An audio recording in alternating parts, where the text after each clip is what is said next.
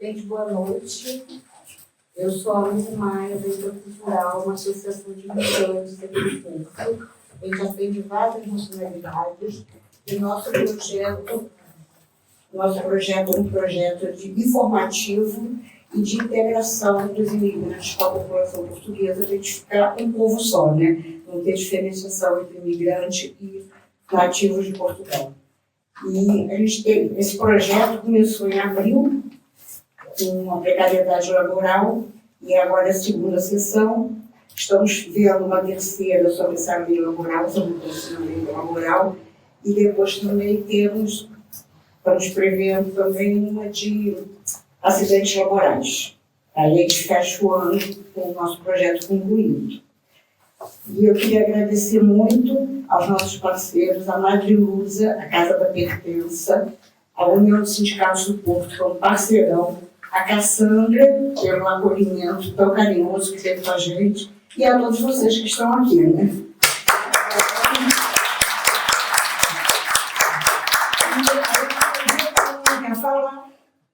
Nós estamos com uma campanha para ter mais associados.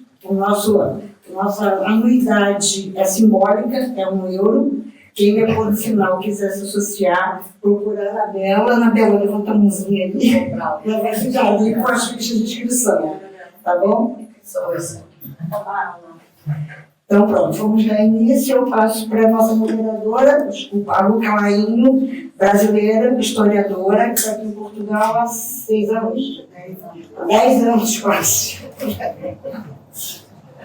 Boa tarde a todos, todas e todos. É com grande sentido de responsabilidade que abrimos o encontro dedicado ao tema de assédio laboral em Portugal. Infelizmente, os dados mais recentes mostram que esse é um problema em crescimento e que já afeta parte significativa da população trabalhadora. O Laboratório Português de Ambientes de Trabalho Saudáveis, criado em 2024, como uma rede multidisciplinar dedicada ao estudo e à promoção de ambientes de trabalho saudáveis, revelou que em apenas 3 anos, o número de pessoas que se dizem vítimas de assédio laboral quase duplicou. Eram 16,5% em 2021-22, passaram para 20% em 2023 e atingiram 27,7% em 2024. Ou seja, hoje, quase 3 em cada 10 trabalhadores relata ter sofrido abuso, abusos psicológicos e comportamentos de humilhação no contexto profissional. O Centro Interdisciplinar de Estudos de Gênero, integrado ao Instituto Superior de Ciências Sociais e Políticas da Universidade de Lisboa, e o único centro em Portugal inteiramente dedicado ao estudo de gênero, revelou, por sua vez, que ao longo da carreira, 16,5% dos trabalhadores já sofreram assédio moral e 12,6% assédio sexual. Na prática, isso pode significar, e esse número é assustador, mais de 1,5 milhão de pessoas que em algum momento da vida profissional foram vítimas de assédio.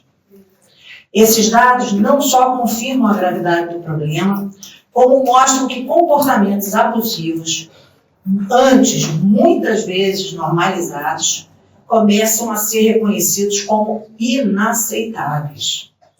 Contudo, as consequências já são visíveis. O assédio está associado ao aumento de sintomas de burnout e ao desgaste crescente da saúde mental dos trabalhadores. Perante esse cenário, esse evento ganha especial relevância e é um espaço para sensibilizar, partilhar boas práticas, fortalecer mecanismos de denúncia e, acima de tudo, promover um ambiente de trabalho baseado na dignidade, no respeito e na segurança.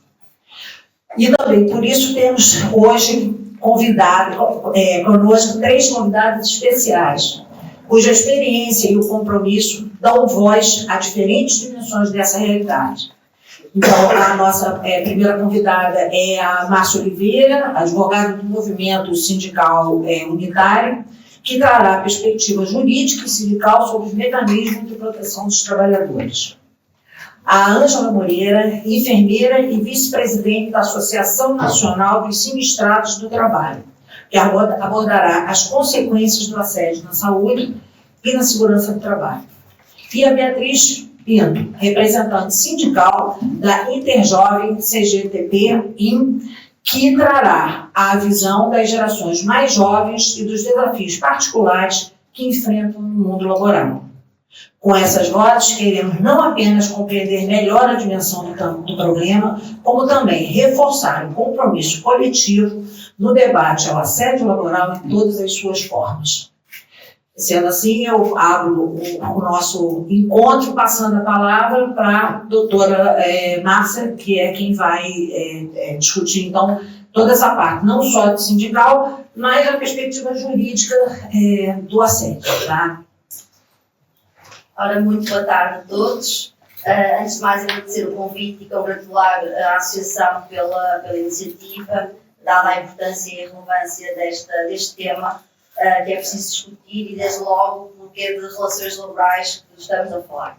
Ora, efetivamente, como já foi referido, em relação aos dados que existem, prevê-se que eles sejam muito superiores no que toca aos trabalhadores que são vítimas de assédio moral e sexual, mas que estes valores, na verdade, estes números são superiores àquilo que nos indicam os estudos. E estamos a falar de, embora seja um fenómeno transversal a todos os trabalhadores, a verdade é que estão mais ou menos identificados setores profissionais em que aparentemente sugerem que esses trabalhadores que são vítimas, que há um número superior de trabalhadores, como seja a área da saúde, a área da educação, do vestuário, do calçado, dos têxteis, também da agricultura e do trabalho doméstico.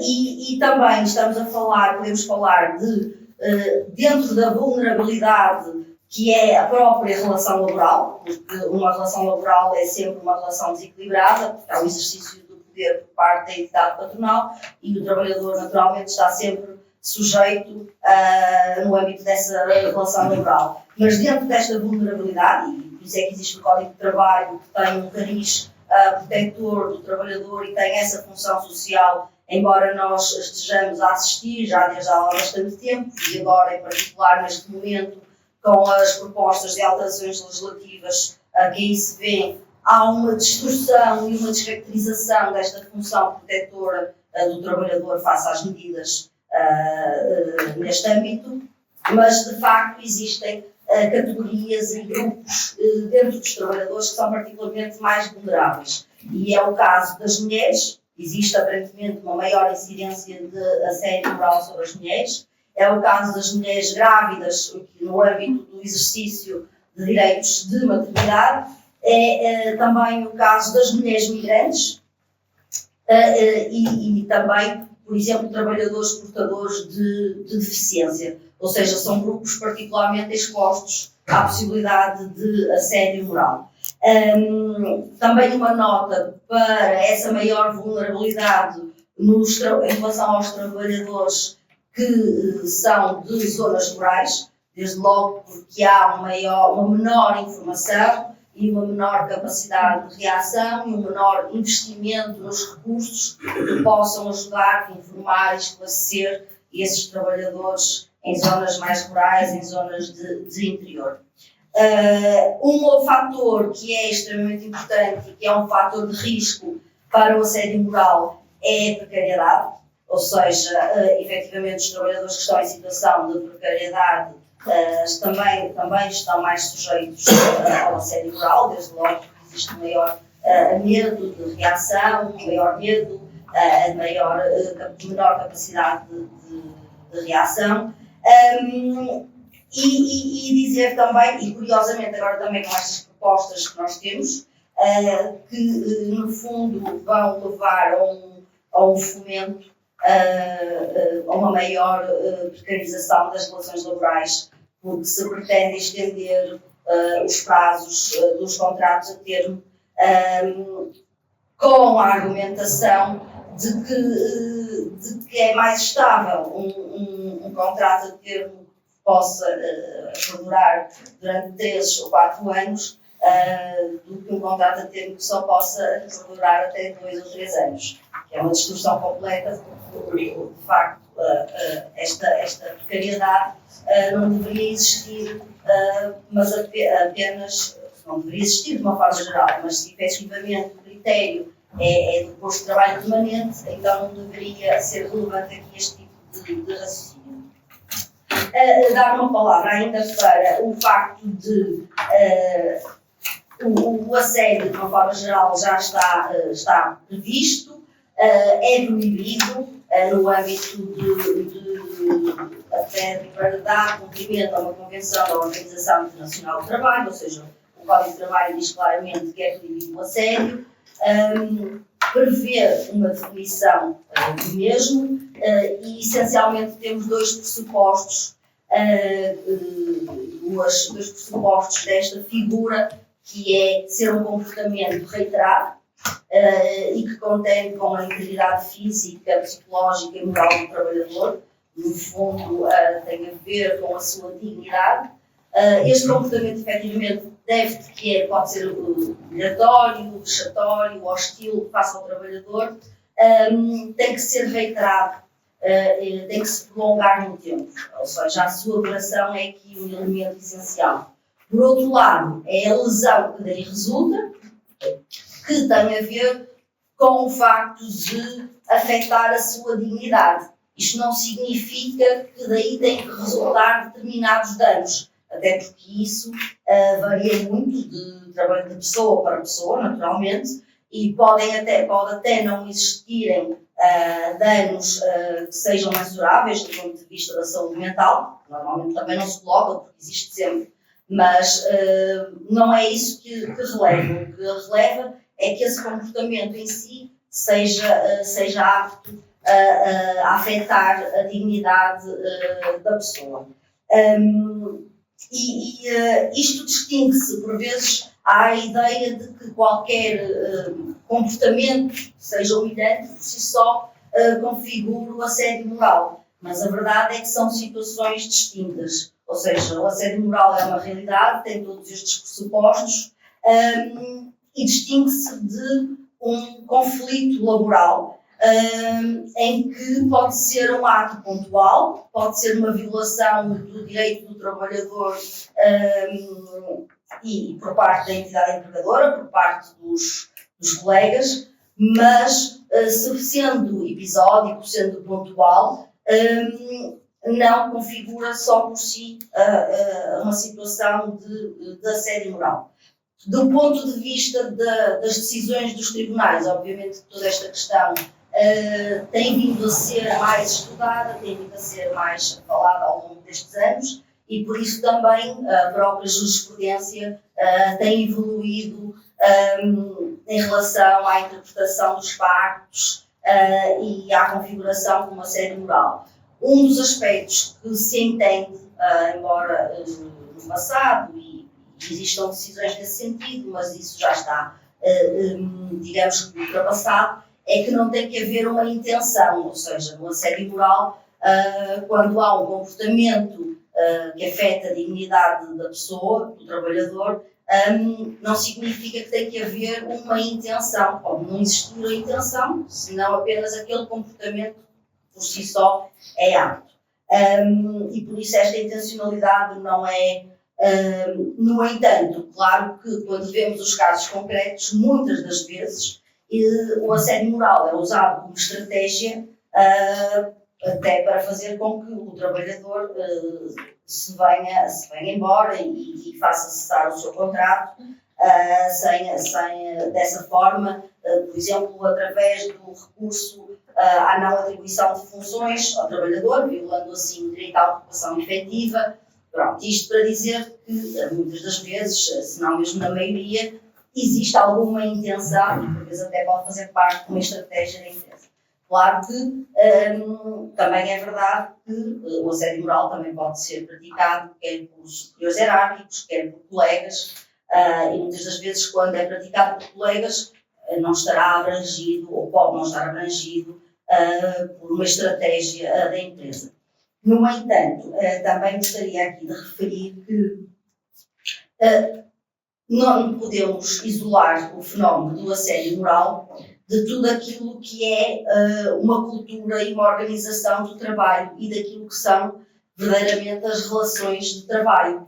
E porquê? Porque o assédio moral, no fundo, relativamente a esta definição de comportamentos, sempre existiu, independentemente da sua visibilidade. O seu estudo é relativamente recente, desde a década de 90, aproximadamente.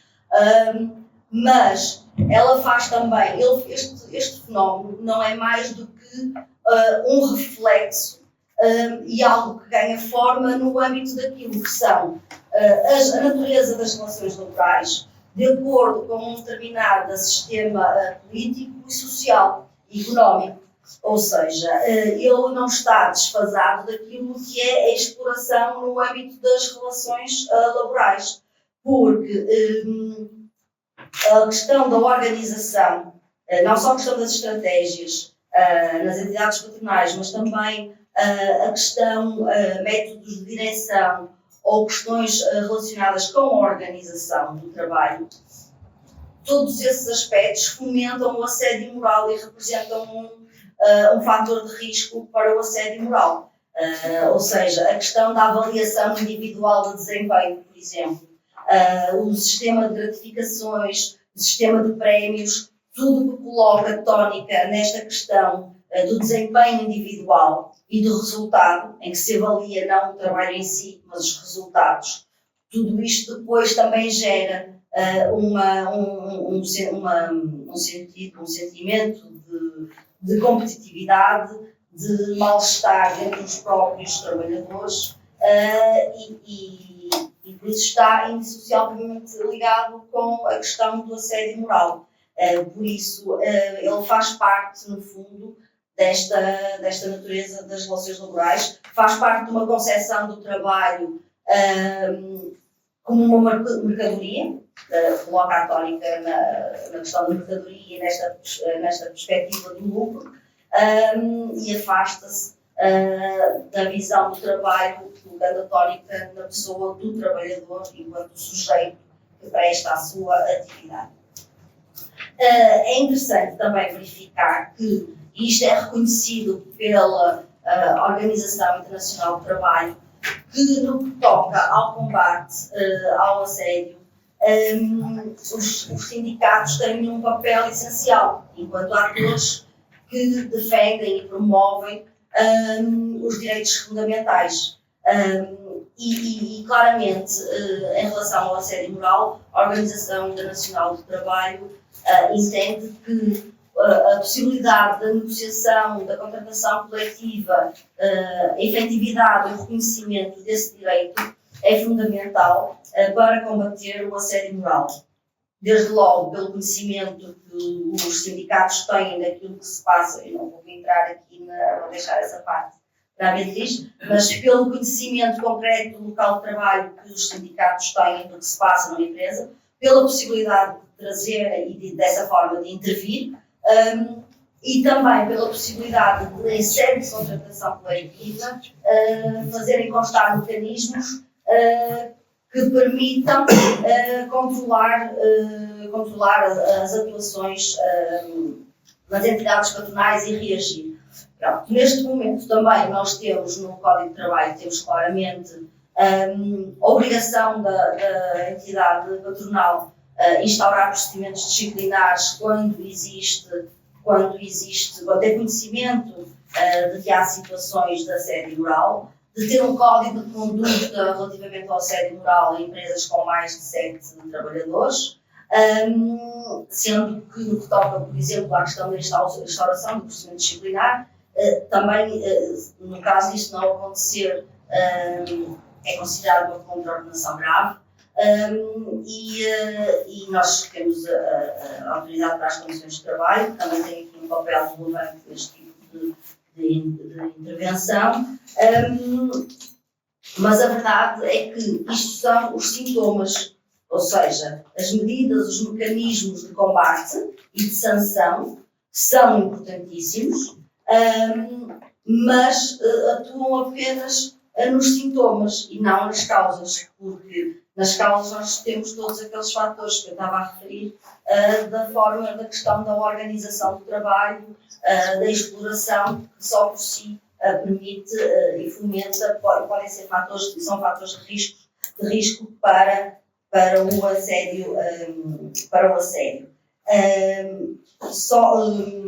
E isto porquê? Porque efetivamente o assédio não se reconduz a um comportamento, digamos, maldoso de um outro trabalhador, seja superior, hierárquico ou não, mas é estrutural neste sentido, considerando toda a cultura da organização. Referi também, há pouco estava a dar o exemplo, a questão de não se tratar de não ser um fenómeno em que há um comportamento episódico e há uma decisão em que uma entidade patronal, através do seu superior hierárquico, tendo havido uma reclamação por parte de um cliente, chamou a trabalhadora incompetente, e isso não foi considerado assédio moral. Eu reitero aqui esta questão porque muitas das vezes há a ideia que o facto de haver um conflito isolado, que isso só por si já é assédio moral. E portanto, sim, pronto, se calhar então eu ia passando e depois sobre alguma questão e passava então. Sim. Obrigada, doutora. E gostaria de passar então a palavra para a Ângela, que tem toda essa experiência como enfermeira e do sindicato, né, dos sinistrados, não da associação, desculpa. São 15 minutos. Ora, muito boa noite a todos, cumprimento todos os presentes, cumprimento também aqui as minhas colegas de mesa e a nossa moderadora. Quero saudar, sobretudo, a Associação Intercultural, que tem feito um trabalho excelente e que, onde nós pudermos estar com eles, estaremos, porque merecem e tem que ser reconhecido o trabalho que têm feito. A Associação Nacional dos Deficientes Sinistrados de Trabalho tem dado o máximo que pode, vai fazer 50 anos para o ano e tem dado o máximo que pode no que concerne a doença profissional e os acidentes de trabalho e vamos continuar a fazê-lo porque não está fácil. Então hoje o tema é assédio laboral. Assédio laboral fala-se muito, é daquelas frases que entram, pensa-se um minuto, mas de repente passou porque ou se viveu intensamente o que é o assédio laboral, ou então já passou. É realmente necessário muitos debates sobre este tema, é necessário os trabalhadores trazerem a experiência, testemunhos para os sindicatos, para as associações, para todos aqueles que se preocupam com esta matéria e, sobretudo, é preciso reflexão. E é sobre essa reflexão que eu vou incidir. Porque muitas vezes, eu lembro de Saramago, que tem um poema sobre a palavra é muito forte. Eu lembro até de uma frase que ele diz que a palavra cola-se ao corpo como se fossem garrafas. E é verdade, às vezes nós lemos uma definição assim, levianamente, mas se lemos com mais atenção, a coisa fica-nos mesmo, e é isso que eu quero tentar trazer para os meus colegas no chão público, para os meus colegas de reflexão. Então, assédio, vá lá, vou substituir assédio por violência. E eu depois explico porquê. A violência hoje, quando se fala em violência doméstica, é crime, certo? Quando ouvimos alguém, o nosso vizinho ou a nossa vizinha ser agressiva com os filhos ou com o marido, temos a obrigação de fazer queixa, não gosto muito deste termo, mas de assinalar que há violência naquele domicílio.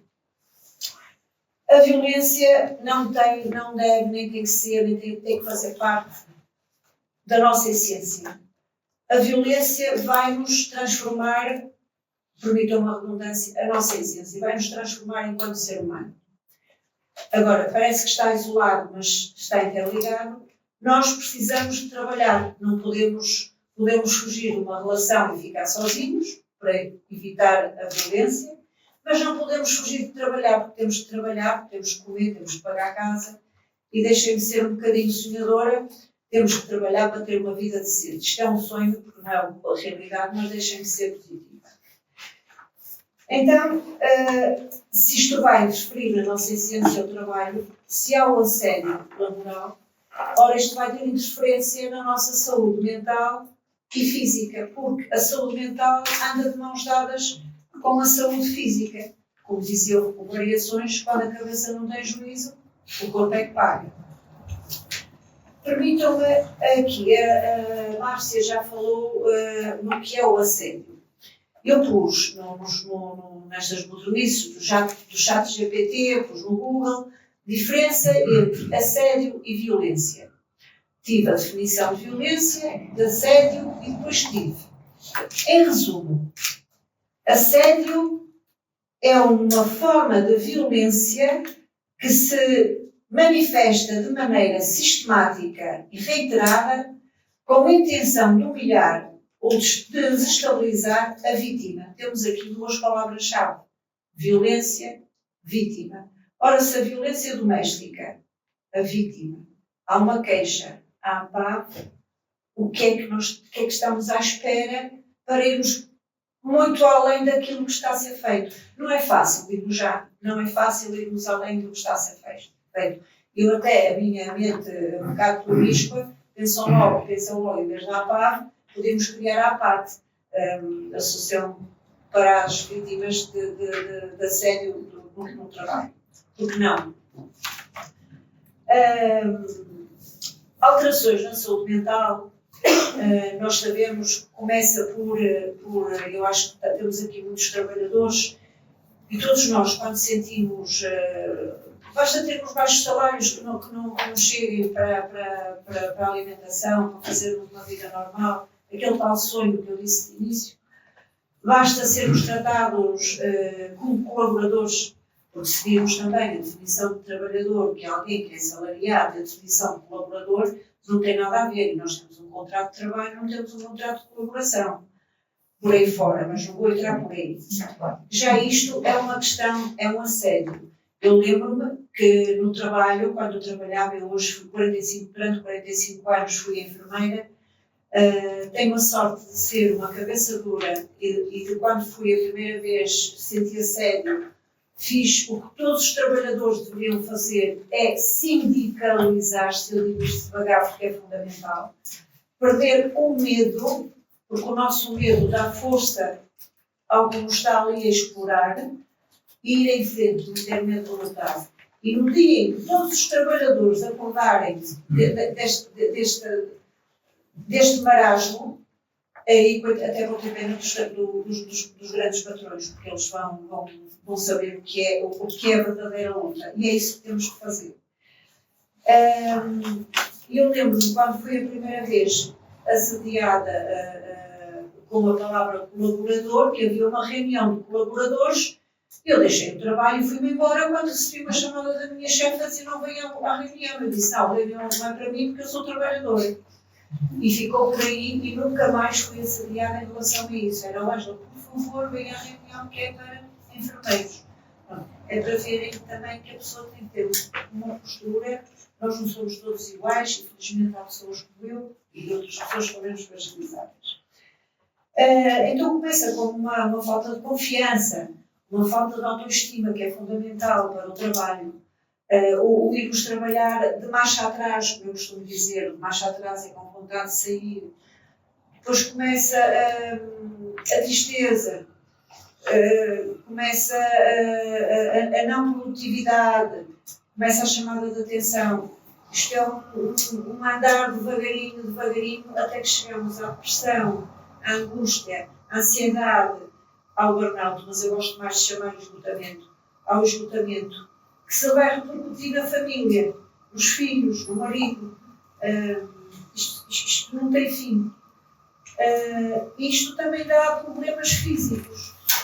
A parte mais afetada é a parte digestiva. Começamos a sentir náuseas, começamos a sentir dores aqui, dores ali, dores de cabeça. Tudo isto faz parte de sonolência. eu achei interessante até que li um trabalho lá de alguém que eu li o nome, mas nem vale a pena dizer qual é o quadrante político dessa pessoa, que dizia que penalizava fortemente as empresas. Ora, bolas, se as empresas tivessem penalizadas já tinham resolvido o problema há muito tempo. Porque havia falta de produtividade e mais não sei o quê. Eles não têm falta de produtividade com os contratos precários que existem hoje.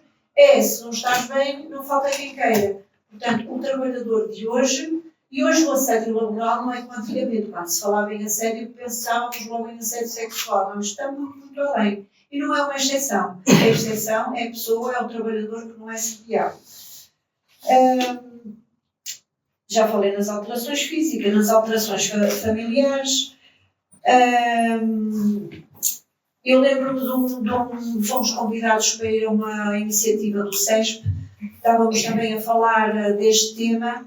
A iniciativa foi de tal maneira bem trabalhada que as pessoas, os trabalhadores que estavam a assistir, acabaram por desabafar e contar coisas dramáticas. E houve uma trabalhadora que disse que chegou a fazer tentativas de suicídio. Isto é muito grave, estamos mesmo a falar de violência e de vítimas. Não é de assédio laboral, por aí assim como se fala, estamos a falar de violência e de vítimas.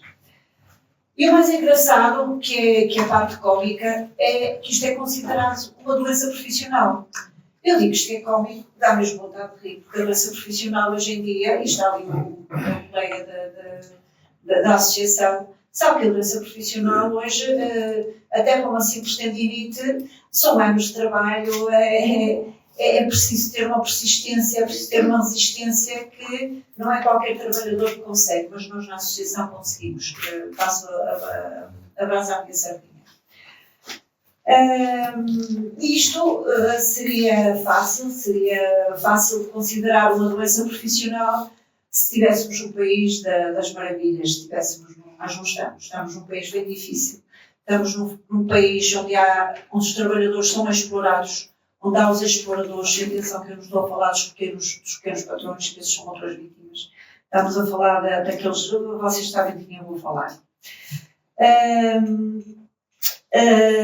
E diz assim no Código de Trabalho: se uma doença for causada por assédio no trabalho, a responsabilidade pela reparação dos danos recai sobre a Segurança Social, sendo que a empresa terá de reembolsar esta entidade, conforme estabelecido no Código de Trabalho. Também outra parte que é para rir, é a mesma parte do humor. Isto para a segurança, para o trabalhador, já vimos o que é que pode causar. Para a segurança social, que é dinheiro nosso, também é um aumento de gastos para a segurança social por causa das baixas por psiquiatria. É um aumento para o nosso Serviço Nacional de Saúde, que não tem que pagar para que os nossos empresários façam o que queiram dos trabalhadores. Para o trabalhador e família, que deviam ter vidas felizes, e a felicidade é uma coisa que não é palpável, mas podemos sentir, é que se sinta a felicidade por 10 minutos no dia já é bom, mas não é o que se passa. Portanto, isto é tudo uma falácia, é tudo uma utopia, estamos a viver num mundo de leis, de muita discussão na Assembleia da República, mas questiono quantos que estão na Assembleia da República sentiram isto na pele. Se calhar só meia dúzia, diria 2 ou 3 ou 4 por aí. Isto nos trabalhadores, esqueci-me de dizer, também causa, a maior parte deles são obrigados a meter atestado por psiquiatria, causa diminuição nos salários e muitas vezes despedimento, porque a maior parte dos contratos, como sabemos, são contratos precários. Também é interessante, a Márcia já falou, se tiver quanto tempo falta? 3 minutos, eu vou ser rápida. Pronto, não vou passar esta parte. Vou ler uma definição de escravo, que acho que é fundamental, porque o objetivo é a reflexão. Ora, escravo, e vi naquele dicionário antigo da Porta Editora, de 1950 e tal, vi no Google e todos são mais ou menos iguais. Escravo é um indivíduo destituído de liberdade. Não nos faz lembrar nada. É um indivíduo legalmente considerado propriedade de outra pessoa ou entidade que o explora. Não vos faz lembrar nada. É uma pessoa que pode ser vendido, comprado e negociado. Ora, isto estamos um trabalhador, não é um colaborador, é um escravo do século XXI. E eu acho que isto tem que ser bem refletido porque estamos numa situação muito grave. Trouxe aqui, já estamos no tempo, trouxe aqui algumas coisas sobre doença profissional, mas depois tenho ali meu colega, já estou em cima do tempo, meu colega da associação, que provavelmente irá falar desse lado, sobre a doença profissional. Quero só dizer que, enquanto enfermeira, tenho que arranjar sempre a cura para esta doença. O primeiro tratamento a fazer é perder o medo. O segundo tratamento é sindicalizem-se. O terceiro medicamento é unam-se. E o quarto medicamento é lutem por aquilo que têm direito. E disse que não quero ser desobediente, porque como enfermeira que sou muito obediente, está na hora. Obrigada. Obrigada. Pode já ficar contigo aí. Vamos então agora passar. Muito obrigada, Ângela, muito bom te ouvir.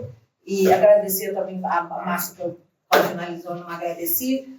E passar a palavra, então, para a juventude, que vai falar sobre sindicalização, né? Que é um assunto que a gente não pode deixar passar, né? Juventude, mas responsável. Muito! É uma juventude velha. É uma juventude já meio coroa, para falar a verdade. Então, passando a palavra para a Beatriz. Beatriz, Mais nada. Boa tarde a todos. Eu não jantei, portanto eu não vou acompanhar o boa noite, se interpretar. Há sempre a vantagem de ser a última a falar, porque vamos ouvindo o que é que os outros oradores foram falando e vai-nos lembrando de um conjunto de outras coisas. Eu tenho aqui muitas notas, vou tentar ser muito cumpridora nos 15 minutos, mas entretanto fui acrescentando mais algumas, depois de ouvir o que a Ângela e a Márcia foram referindo. Eu vou ser repetitiva em alguns aspectos, porque tudo isto se vai interligando e não há forma de não discutirmos umas às outras. Portanto, acima de tudo, valorizar esta conversa que estamos aqui a ter. Ela é pertinente em qualquer momento da nossa vida, em qualquer momento do mundo laboral. Neste momento em concreto, é ainda mais relevante. Estou em cima da mesa um conjunto, como a Márcia já disse, de alterações laborais graves, que nos vão prejudicar a todos. Em concreto, aos jovens trabalhadores, que são os que sofrem mais com a precariedade. Em concreto, às mulheres, como a Márcia já disse, porque também são as que sofrem mais com a precariedade e com um conjunto de outros ataques, como no caso do assédio laboral. E eu fiz um exercício de tentar reunir alguns aspectos que estão em cima nestas alterações laborais para percebermos o impacto que isto depois vai ter daqui para a frente e que os casos de assédio vão ser cada vez maiores. Pronto. Na questão, como a Márcia já disse, do aumento da precariedade, dos contratos a termo, que até agora tinham uma duração máxima de 2 anos e que agora já estão a ser alargados. Da questão do trabalho temporário, desta possibilidade de alargar estes contratos. Portanto, estes contratos passam a poder ser contratos diários, semanais, e portanto isto vai ter impactos bastante sérios. A questão do banco de horas, do horário flexível, do facto de experimento ser cada vez mais fácil, o ataque à contratação coletiva e à liberdade sindical, que já aqui falamos tantas vezes e que eu vou repetir mais 1000, portanto vou ter que me ouvir e vou ter que aturar. A questão dos direitos da parentalidade, que acima de tudo, quando falamos de direitos de parentalidade, estamos a falar também dos atropelos aos direitos da criança, porque é isto que está em cima da mesa, é isto que se está a discutir. Isto tudo são problemas laborais seríssimos que nós hoje já vimos e atravessamos no nosso país, mas que se vão tornar cada vez mais sérios daqui para a frente. E todos nós nos vamos a perceber isso no nosso dia-a-dia. E o assédio laboral não deixa de ser também ele um problema laboral. E os sindicatos têm um papel fundamental, e todos nós temos um papel fundamental, de lutar contra este assunto seríssimo que nós estamos aqui hoje a discutir, que é o assédio laboral.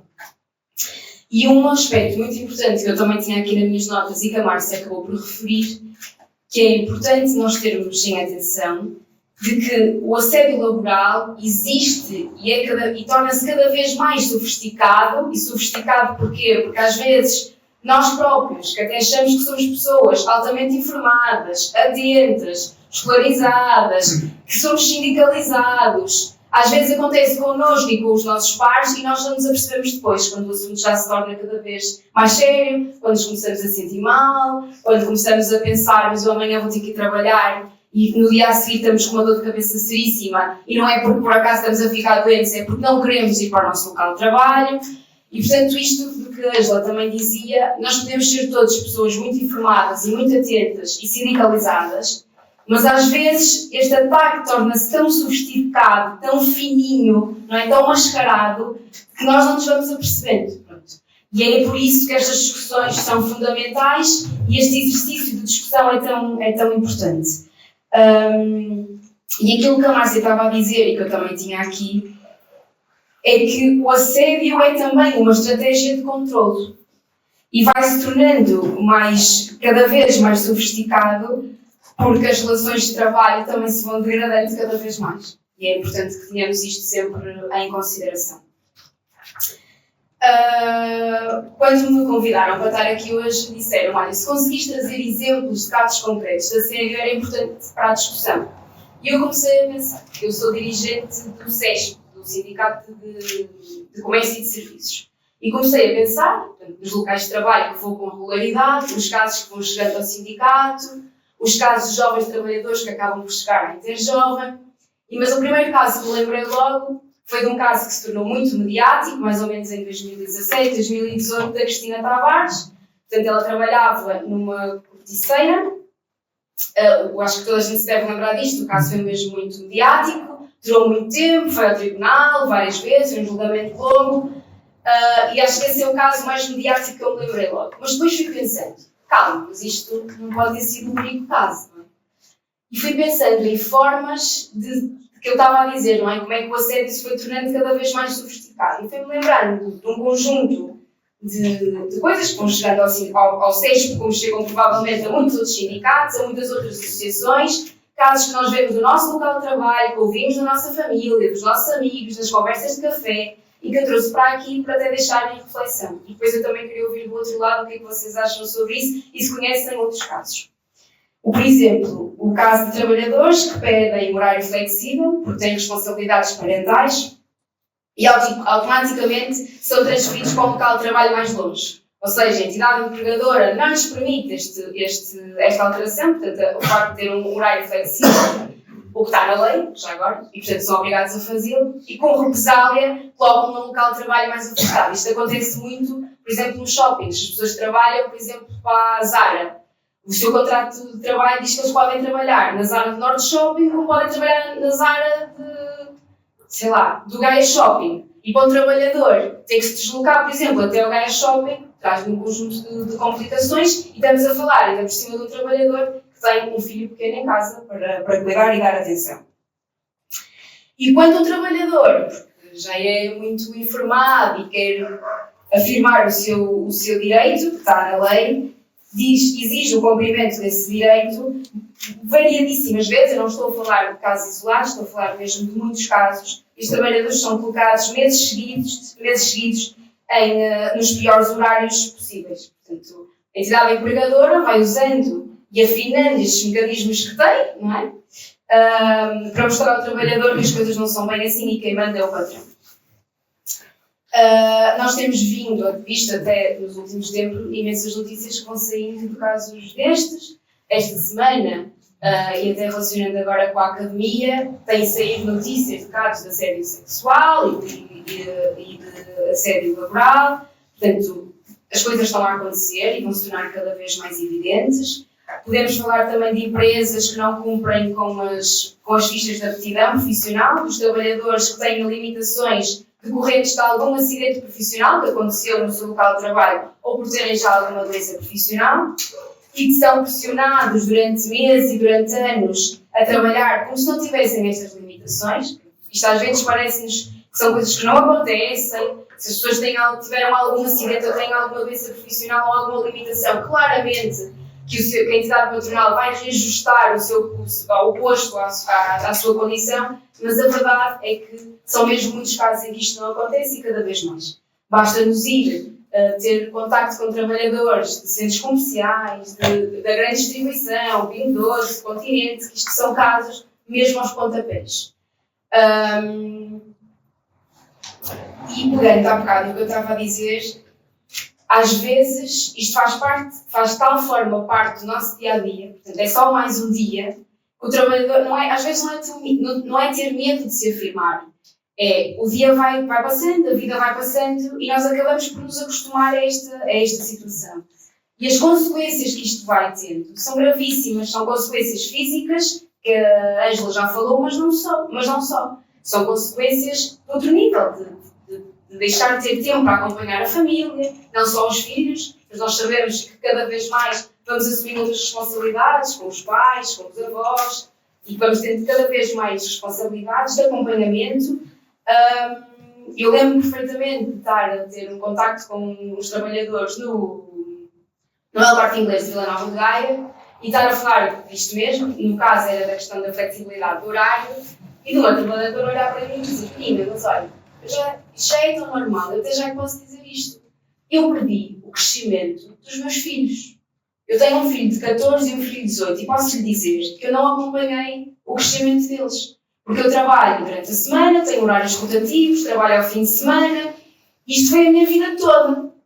E isto é o caso daquela trabalhadora, como é o caso de milhares de trabalhadoras pelo país inteiro. E é importante que tenhamos isto em consideração.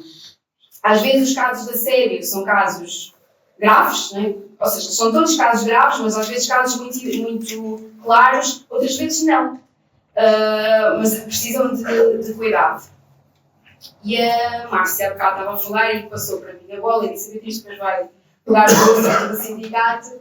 Mas a verdade é que o facto do trabalhador estar sindicalizado é uma segurança, é uma proteção, e para além disso é uma forma de conhecimento e de reflexão fundamentais.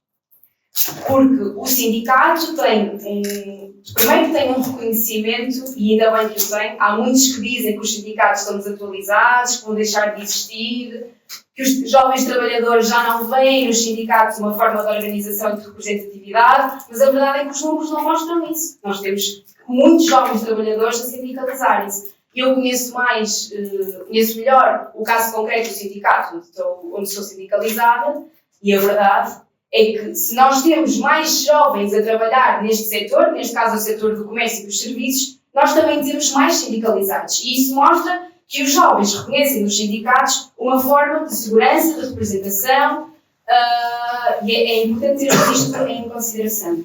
E o sindicato teve sempre, e tem hoje ainda, e eu acredito que cada vez mais, um conhecimento do terreno que mais nenhuma outra forma de organização tem.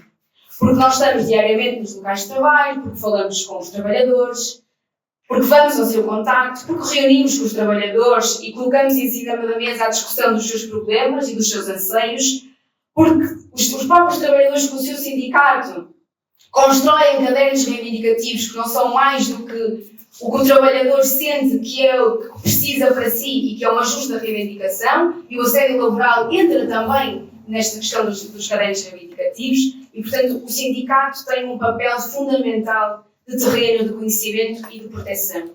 E a contratação coletiva, como a Márcia disse, tem um papel central, porque a contratação coletiva é o que permite, eu acho que é a forma mais democrática de representação do trabalhador e da afirmação e defesa do trabalhador. E está a ser altamente atacada neste momento com estas alterações laborais. Deixem-me ver se eu não estou aqui a esquecer de nada, certamente sim, mas não queria deixar nada de muito relevante para dizer. Mas no fundo eu acho que é isto, é um trabalhador e um jovem trabalhador em específico que está sindicalizado, está muito mais preparado e envolvido na vida laboral, na vida social e muito mais protegido. E quando falo de proteção, não é só proteção, ou seja, não é só legal, não é? O sindicato é muito mais do que isto. Até porque a Márcia estava há bocado a dizer, e eu acho que é importante nós termos isto em atenção. Há muitos casos de assédio laboral, aqueles que eu aqui já referi, não é? De trabalhadores que pedem esta flexibilização de horário e não conseguem, e que chegam ao sindicato e dizem: eu cheguei com este pedido e a minha entidade patronal disse que não era possível e não alterou o horário. E o que o sindicato faz não é ir logo falar com os advogados do sindicato e levar isto a tribunal. Não. É falar, primeiro é organizar os trabalhadores. É ir falar com a entidade patronal, mostrando que a lei está do lado do trabalhador e, portanto, esse direito vai ter que ser cumprido e que o trabalhador tem razão. Depois se a entidade patronal, mesmo assim, achar que a lei não está do lado do trabalhador, é a denúncia deste caso, e a denúncia pública. O caso da Cristina Tavares também foi muito isso. Houve uma denúncia pública muito grande, não é? Toda a gente ouviu falar sobre isto, a comunicação social falou, o sindicato trabalhou muito bem nesse nível, houve uma grande denúncia pública. E depois, sim, em última instância, o tribunal e os advogados vão trabalhar e pegar nisto.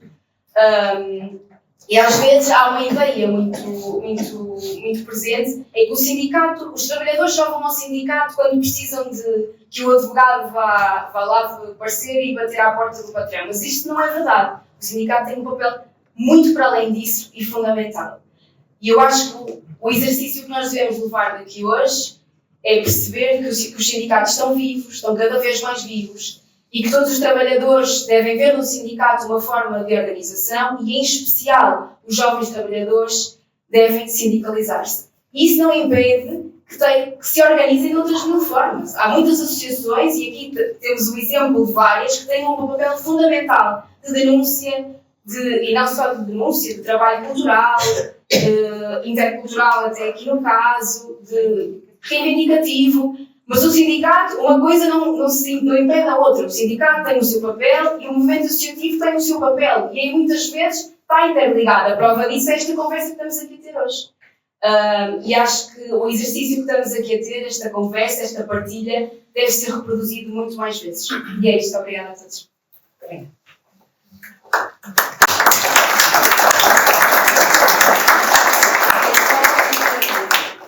A CGTP e a Comissão para a Igualdade entre Homens e Mulheres já há algum tempo lançou um folheto e um guia sobre o que é o assédio laboral, a forma de identificar, de denúncia e de combater. É um instrumento de trabalho e não só de trabalho, também de reflexão importante. Eu trouxe alguns exemplares, não vai dar para toda a gente, mas estão aqui, portanto quem quiser pegar esteja à vontade. Bom, antes de tudo, queria agradecer. Excelente, maravilhoso a gente conseguir ter essas exposições de perspectivas tão distintas, né, sobre essa situação, que é uma situação grave, que afeta as pessoas. E eu achei muito interessante a colocação que a Beatriz fez. Nós que somos mulheres, hoje em dia, a gente tem uma percepção de uma série de assédios que a gente sofreu a vida inteira e nós percebemos hoje vendo um vídeo. A gente fala, gente, aquilo que eu passei era assédio e eu não sabia. Né? E eu acho que isso também a gente hoje tem que ter essa perspectiva com relação ao trabalho, porque é uma sutileza muito grande, né? Na lei está descrito, isso tem um impacto na nossa saúde física e mental gravíssimo, né? E esse caminho da sindicalização, eu assisti uma vez um vídeo muito interessante, que é um rapaz, ele pega um palito e entrega assim para outra pessoa e fala, quebra. Aí o cara pega e quebra aquele palito. Aí ele pega um bolo de palito assim, que está preso, um rolo assim de palito, e fala, agora quebra. Aí ele, claro que ele não consegue quebrar aquilo, né? Ele fala, isso é sindicato. E é isso, né? Quer dizer, então a gente se proteger junto aos nossos.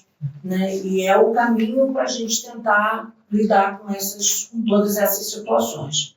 Nós vamos abrir agora para perguntas e Levanta a mão. quem quiser fazer a pergunta. Quem vai se inaugurar? A inauguração que é mais difícil.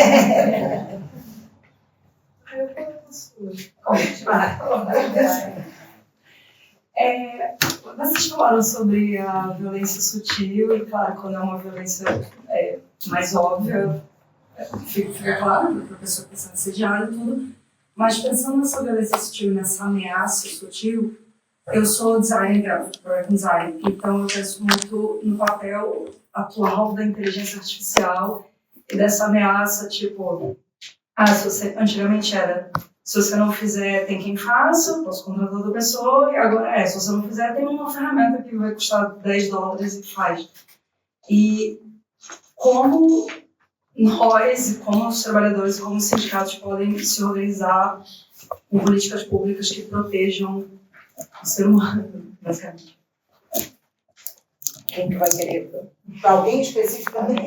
Não sei, agora é uma pergunta muito difícil, não sei. Não tem essa. É efetivamente difícil, eu não vou resolver a tua pergunta, mas vou tentar. Mas existe uma discussão. Sim, existe, era isso que eu ia dizer. Existe uma discussão, a CGTP já teve vários momentos de discussão sobre esta questão do impacto da inteligência artificial no trabalho. Porque o que temos que refletir é isto mesmo. Isto já está a ter impacto agora, mas vai ter cada vez mais. E em alguns casos, o design é uma prova disto, não é? O mesmo em setores muito diferentes, até do comércio e tudo mais. Nós vamos hoje em dia à Zara, e a Zara tem caixas automáticas, não é? Vamos ao Pingo Doce e há caixas automáticas. E no Pingo Doce ainda temos um assistente que está lá de vez em quando e vai nos ajudar quando a máquina empanca. Mas isso vai deixar de existir, mais dia menos dia. Na Zara isso já não existe. Tu pousas a camisola, nem precisas passar, nem passas um código de barras. Pousas a camisola, aquilo detecta e tu pagas e vais-te embora. Agora, e é um posto de trabalho, ou melhor, são muitos postos de trabalho que são extintos com uma máquina. E isto vai acontecer no design, nas artes plásticas também, vai acontecer em imensos setores. E isto é uma reflexão que nós temos mesmo que ter a sério. E que a CGTP e os sindicatos já têm. Eu posso fazer chegar depois alguns documentos sobre isso, não tenho preparada para isso. Mas eu acho que esta discussão tem de ser cada vez mais desenvolvida. Na tua área específica de trabalho, é um assunto sério. Eu lembrei-me que eu estava a falar com uns amigos que são ilustradores. E na ilustração isto também é um caso grave. Porque a determinada altura já não vai ser preciso. O trabalho isso já acontece de algumas formas, né? Já há formas muito sofisticadas de fazer ilustração. A inteligência artificial vai fazer em 5 minutos o que o ilustrador faz durante meses num pedido que uma editora qualquer lhe faz. Isto vai trazer problemas graves. Acima de tudo, vai trazer extinção de postos de trabalho.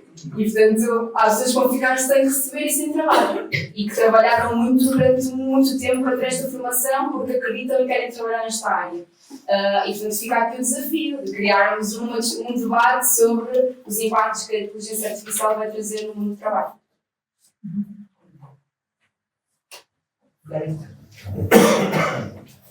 Primeiro, obrigada às três, foi maravilhoso. Parece que a gente veio assim num tema mais amplo da cultura organizacional até a saúde mental e, enfim, a sindicalização como ferramenta de luta.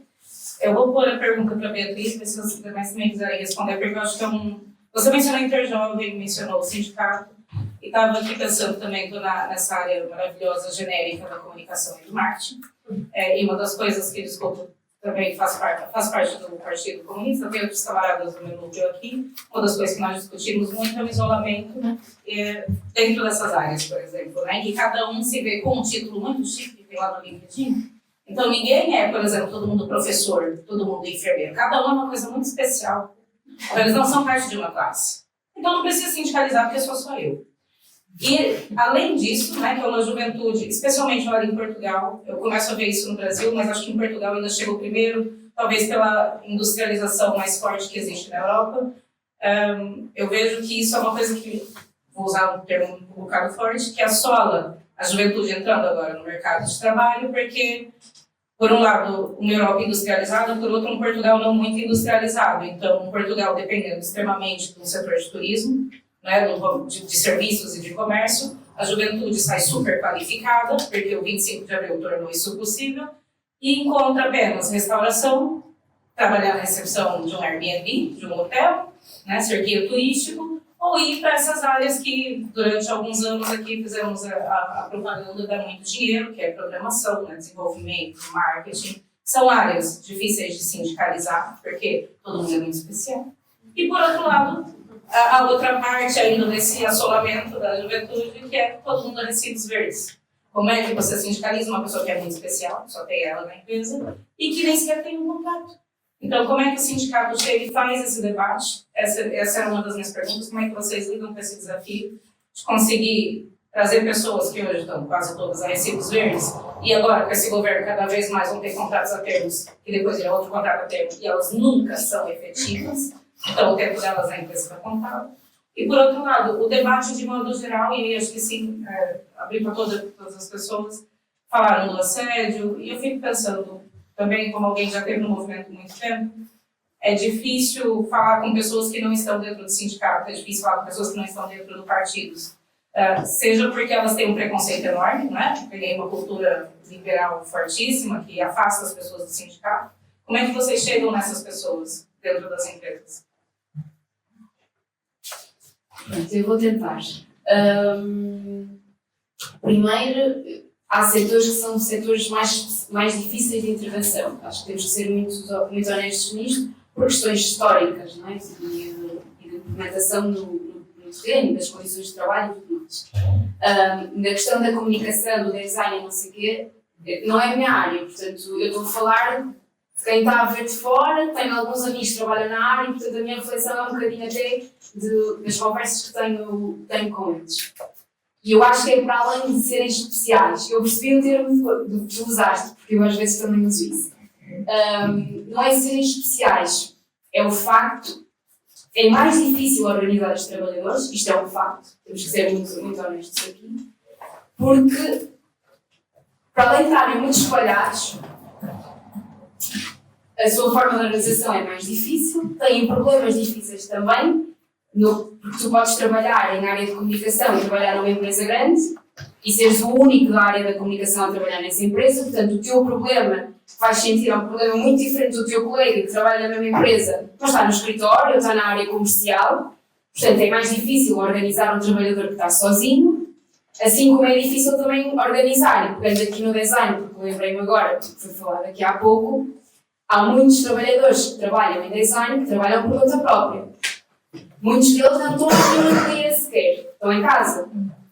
Então, isto torna mais difícil organizar este trabalhador, porque o seu problema é o seu problema. Só que às vezes... Se for trabalhador independente, não é trabalhador, é empresário. E pronto. Não pode ser sindicalizado. Pronto, para além disso, isto são as dificuldades de organização, não é? Não pode ser sindicalizado. Sim, pode não estar sindicalizado, mas pode estar organizado de outras formas. Pois, mas é essa parte Sim. foi. E portanto, mesmo que esse trabalhador depois, junto dos seus pares, encontre dificuldades idênticas, não é? Porque isto acontece. Dentro dos designers, acredito eu não sou do meio, não reúno com designers, mas acredito que os designers encontrem as mesmas dificuldades, não é? Outras não, mas vão encontrar as mesmas em alguns aspectos. Mas o facto, às vezes é isto, trabalha por conta própria, não se pode sindicalizar, estão imensos momentos de discussão, de debate e de partilha e, portanto, isto torna a sua organização mais difícil. Acho que se tem vindo a fazer, isto é a minha reflexão, portanto, de fora, um trabalho maior de compreender estes setores, o que é difícil também, porque às vezes os próprios... Nós temos dificuldade em chegar porque estão muito dispersos no terreno, não é?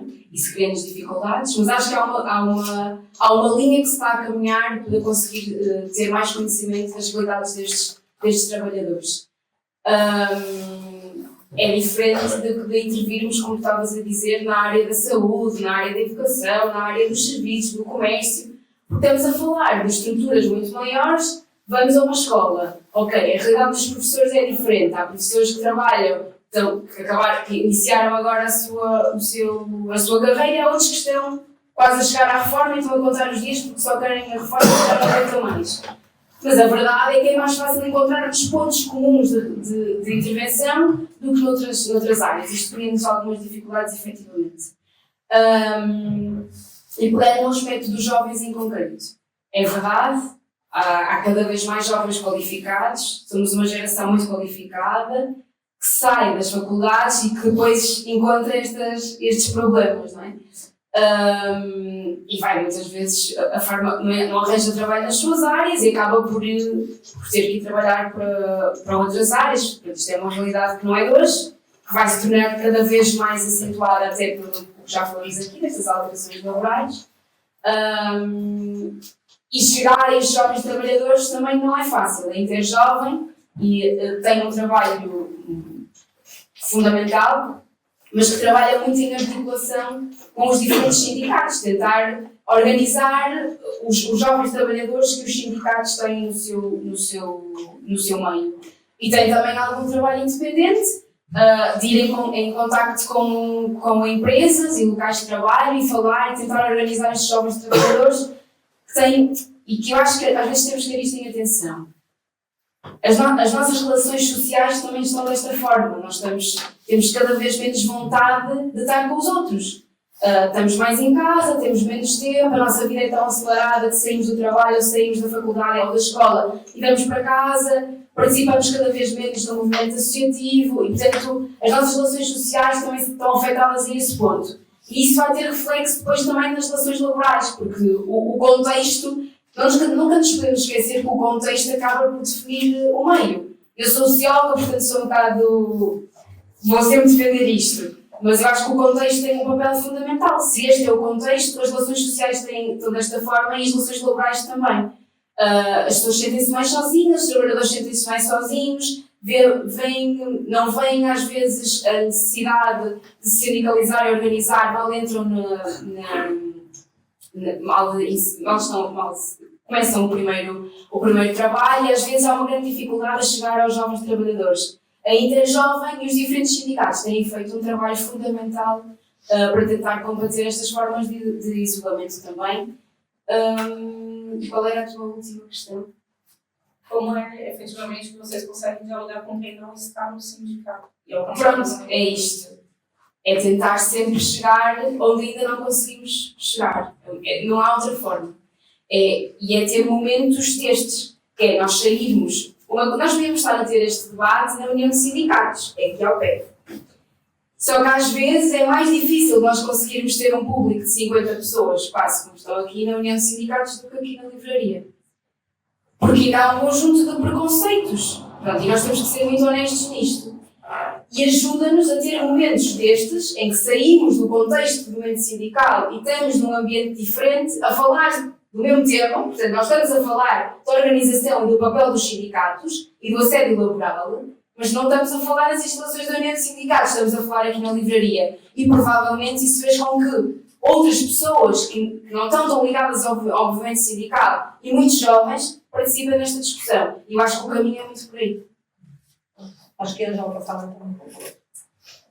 Eu quero participar também nesta discussão.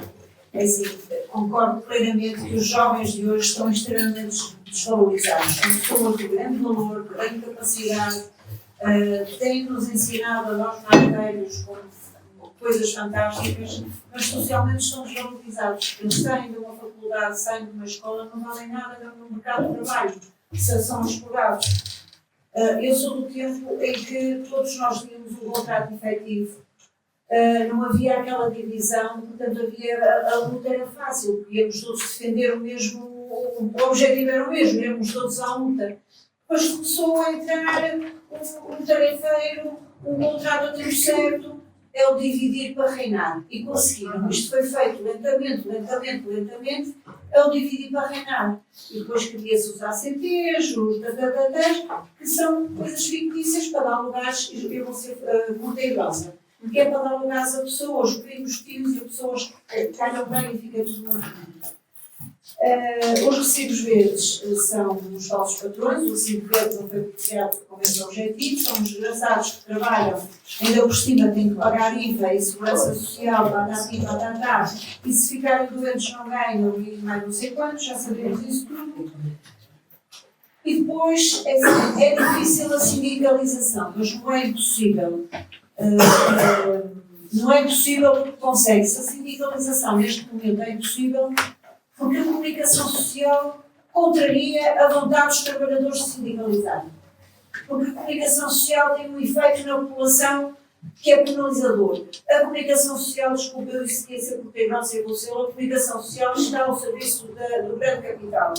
E depois nós temos uma arma muito grande, muito forte, e é já no dia 12 de outubro que é o voto. Ora, se nós vemos que este partido fez uma grande porcaria, o outro fez uma grande caca, por que é que vamos votar com o mesmo? Ouça, se o outro está a prometer, só diz barbaridades, se o outro, meu Deus, eu não estou a dizer aqui para votar no partido ou não, só estou a dizer para abrirem os olhos, porque nós temos a capacidade de, nas eleições, decidirmos quem queremos que vote. Claro que nem sempre ganha, mas se dermos força àqueles que nós achamos que estão do nosso lado, que estão do lado do trabalhador, é assim que temos conseguido. Nunca desistir. E desculpem lá, mas é a minha forma de lutar. Eu já sou reformada, eu podia estar com muita gente, eu acho que eu trabalho, mas não, é de estar até os últimos dias a mentalizar esta juventude que temos sempre armas para conseguir. E o arma está ainda daqui a um mês ao voto. Pensem, não ouçam a comunicação social, vejam a RTV, que aí não pode ser distorcida em direito. Vejam o contraditório, ouçam, vejam os programas, não vão, perdoem, pelas cantinhas que oferecem, pelos bonés e pelas promessas, se querem promessas, vão a Fátima e queimem uma galinha, depois as promessas que dão na televisão. Desculpem lá, mas tinha que ser. Só um apontamento. Em relação à questão do contrato de prestação de serviços e à sindicalização, só para ficar claro que a existência de um contrato de prestação de serviços em si não é obstáculo à sindicalização. Tudo depende se aquele contrato de prestação de serviços é válido ou não. Ou seja, porque, e muito provavelmente não é, obviamente que há atividades e quanto à forma como ela é exercida, que poderá ser um verdadeiro contrato de prestação de serviços. Mas de uma forma geral, não são falsos recibos verdes e na verdade o que está ali em causa é um contrato de trabalho. Por isso, uma pessoa que tem um contrato de prestação de serviço e ele não cumpre com os requisitos de contrato de prestação de serviços, pode ir ao sindicato com o intuito de fazer converter esse vínculo a contrato de trabalho.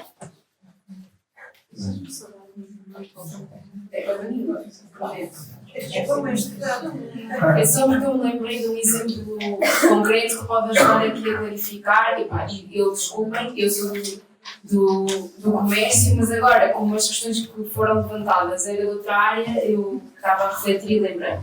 O caso dos arquitetos é um caso muito concreto, não é?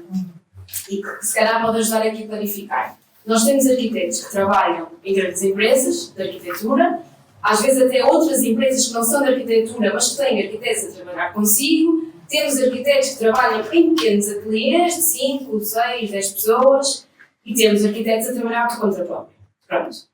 São realidades diferentes. Mas a verdade é que as suas dificuldades e as suas reivindicações são, na sua maioria, e eu acho que posso dizer isto com alguma certeza, idênticas. São dificuldades idênticas. E o caso dos arquitetos, eu lembrando deste caso em concreto, porque foi formado um sindicato há relativamente pouco tempo, eu acho que o sindicato tem 2 anos, acho eu que é isto. Portanto, não é um sindicato que foi criado há 50 nem há 60 anos, em que o contexto era diferente. Estamos a falar de um sindicato que foi criado com um contexto muito idêntico ao que nós temos hoje, em que as relações sociais e laborais estavam muito idênticas às que temos hoje, e que mesmo assim foi possível que aqueles jovens trabalhadores, porque na sua maioria estamos a falar de jovens trabalhadores arquitetos, que tinham quase acabado a sua formação e estavam a iniciar a sua atividade laboral, se organizaram, primeiro formando um movimento e depois formando um sindicato, e que foi possível formar este sindicato. Portanto, eu acho que isto é um exemplo muito concreto e que nos mostra que é possível e que os sindicatos têm um papel muito atual e fundamental nos dias de hoje e até junto da juventude. E este sindicato acaba de sindicalizar muitos arquitetos que trabalham em contextos diferentes, mas que veem naquele sindicato a forma mais certa e mais real de se conseguirem organizar e de reivindicar por situações laborais mais justas. Mesmo no caso dos trabalhadores independentes, eu percebo a questão que foi levantada. Há muitos casos de trabalhadores de arquitetura que trabalham por conta própria, que até podem não estar sindicalizados, mas que ajudam neste trabalho de esclarecimento e de contacto com trabalhadores nos locais de trabalho. E acho que é este trabalho coletivo que nós temos que ter presente, que é fundamental. Era só para deixar este exemplo, porque acho que acaba por clarificar. Mas tens razão, que há sindicatos de arquitetos, como sindicatos de engenheiros. Agora, a força desses sindicatos não é a mesma. Claro. Não é por isso mesmo, pela especificidade do trabalho. E eu entendo. Não errou. Mas a força é outra. Claro que é. Isso, acima de tudo, porque são sindicatos que foram criados em momentos históricos diferentes. Eu acho que é isso que nós também temos de ter presente, em contextos diferentes. E que as condições de trabalho são muito diferentes, é verdade. Nós estamos a falar, no caso dos arquitetos, é uma profissão altamente liberal, pronto. E que isso também acaba por ter reflexo depois das suas formas de interpretação. E eu já fui sindicalizada no sindicato de engenheiros. E nem me lembrei por causa de. Não é a mesma força inicial, não é? Mas acho que o trabalho coletivo nos encaminha para isso também. Só queria um apontamento. Primeiro, agradecer as excelentes intervenções. Na realidade, foram muito boas. E nesta interligação entre assédio e o contexto laboral, acho que não devíamos perder o nosso sonho e a visão de que o homem, na minha perspectiva, não é feito para trabalhar. Na realidade, nós trabalhamos porque somos obrigados a isso. E somos, como disse muito bem, escravos do trabalho. E esta escravatura pode, se calhar, ser minimizada, etc., havendo uma liberdade maior e menos tempo de trabalho. Porque com toda a tecnologia que está a ser introduzida, e que muito bem disseram, o trabalho laboral que vem desde sempre é menos preciso. E nós, então, deveríamos recorrer a essa tecnologia para nos libertarmos do trabalho, para termos tempo para nós, para termos tempo para a família, para haver a chamada, esta revolução social. É uma revolução que tem que começar e que tem que existir diminuindo o horário laboral, de maneira a que, na realidade, haja tempo para o pessoal, para que se possa usufruir, para que da cultura, do direito ao ócio, não é? O ser humano tem esse direito. E nós às vezes esquecemos, não é? Falamos só, estamos tão imbuídos no processo de trabalho, na luta que patrões nos obrigam a ter contra estes autoritarismos, estes pequenos poderes, que não é só o patrão, mas é se calhar o chefe de secção, que tem, não é? O pequeno poder é pior do que até o do primeiro patrão. E se calhar a luta poderá começar por diminuirmos ao tempo de trabalho, de maneira que tenhamos tempo para nós, porque o ser humano precisa disso. Era só. E agradecer mais uma vez. Obrigada. Alguém quer fazer pergunta? Esse seria o objetivo. Não é sonhador? Eu também gosto de sonhar. Só que vira pesadelo quando vou a um hipermercado e vou eu substituir uma funcionária, eu, cliente, vou substituir uma funcionária na caixa que foi despedida. Portanto, o objetivo da evolução deveria ser, em vez de trabalharmos 8, 7 ou 6 horas, trabalharmos 5, nem trabalharmos ao domingo, porque não precisamos de batatas fritas às 4 da manhã, nem às 6 da manhã no McDonald's, podemos comer ao meio-dia, não há. Mas isto está feito de tal maneira, porque vai ser difícil darmos a volta.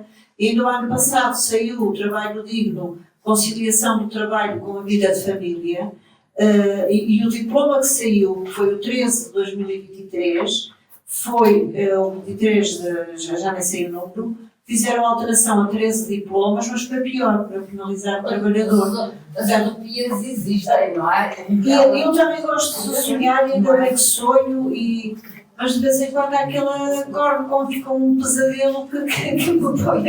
Por exemplo, uma forma disso do domingo e do hipermercado é consciencializar as pessoas, por exemplo, de não irem. Eu há muitos anos, aliás, desde sempre, eu não faço compras ao vivo.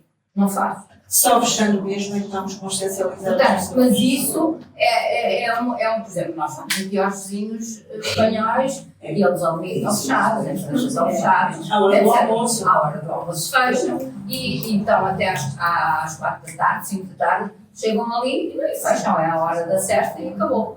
E nós temos que lutar por isso, porque isso é qualidade de vida. Temos que dar às pessoas depois de sanidade mental. Mas é isso, e questiono porque é que precisamos de batatas fritas e hambúrgueres também da noite. Porque até faz mal à saúde, não é? A oxidação, por aí fora. Isto é mais um. Permitam-me também que participe nesta conversa. Na verdade, o assédio psicológico no trabalho é uma forma feito de forma reiterada, é uma agressão muito violenta, que pode causar danos muito severos, não apenas no trabalhador, mas também em todo o seu agregado familiar. Eu sou dirigente da Associação dos Sindicatos de Trabalho. E, na verdade, nós temos muitos relatos desta violência, especialmente contra aqueles trabalhadores que sofreram um acidente de trabalho e que pretendem retomar a sua atividade profissional com uma incapacidade temporária, seja ela permanente, uma incapacidade temporária, seja ela absoluta, e a entidade patronal, na maior parte das vezes, transmite ao trabalhador: tu não estás em condições, nós não queremos aqui aleijados, se não estás em condições para trabalhar, vai estar fora. Esta é a resposta que muitos trabalhadores têm ouvido por parte das entidades patronais. Nós temos, é verdade que o assédio não é uma doença profissional, mas pode ser a causa de uma doença profissional. E aqui entra a atividade da medicina do trabalho. Na verdade, o médico de trabalho tem a responsabilidade de zelar pela saúde e pela segurança dos trabalhadores no trabalho e enquanto trabalho. Mas, infelizmente, isso não tem acontecido, nem acontece. Porque se o trabalhador relata a forma violenta com que está a ser tratado pelo empregador, quer não lhe atribuindo qualquer função, dizendo, sente-se ali, olha, vá lendo o jornal, e isto passam-se os dias e o trabalhador naturalmente não tem a cabeça suficiente para aguentar aquela malfeitoria e acaba por desistir. Se recorre ao médico de família, o médico de família deve ter a sensibilidade suficiente para perceber qual é a causa desse trabalhador recorrer ao seu serviço. E se ele apresenta uma efetiva depressão ou tristeza, embora a tristeza não seja doença, mas pode iniciar, de facto, sintomas depressivos muito significativos. Se o médico de família tiver essa percepção, aquilo que deve fazer é dar-lhe baixa por doença profissional, porque a causa dessa depressão é o assédio que foi vítima de forma reiterada durante muito tempo. E, obrigatoriamente, tem que fazer essa participação por suspeita de que aquela doença seja causada pelas condições de trabalho para o respectivo Departamento de Proteção contra os Riscos Profissionais. E os trabalhadores têm que ter esse conhecimento, têm que usar esse preceito que a lei lhe dá para melhor defender os seus direitos, não apenas contra a entidade patronal, que de facto é considerado um crime violento, a agressão psicológica reiterada ao trabalhador, quer por eventuais danos psicológicos de caráter, sejam eles temporários ou permanentes, causados por essa agressão psicológica reiterada pelo trabalho. É essa informação que tem que ser transmitida ao trabalhador. Nós sabemos que o trabalhador tem dificuldade em contactar, por exemplo, o médico do trabalho, e o médico do trabalho, acima de tudo, é também um assalariado da entidade patronal. O médico de trabalho, sendo pago pela entidade patronal, naturalmente não está muito, porque não fica bem no relatório social de qualquer empresa que houve determinadas 5, 10, 50 participações por doença profissional. Isso nenhuma empresa quer ver no seu relatório social. E o médico da empresa faz o seu papel menos o papel de médico. É apenas um assalariado da entidade patronal.